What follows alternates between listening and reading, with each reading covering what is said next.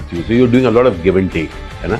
और ये behind the scenes बात है लेकिन বাংলা সিনেমা ইন্ডাস্ট্রির কিংবদন্তি সাকিব খান, যার প্রতিটি মুভি রীতিমতো বক্স অফিস কাঁপায়। এবার বরবাদ সিনেমা নিয়ে ভক্তদের উত্তেজনা আরো বাড়িয়ে দিতে যা বললেন বলিউডের প্রভাবশালী ভিলেন আশিস বিদ্যার্থী, তা শুনলে আপনি রীতিমতো অবাক হতে বাধ্য।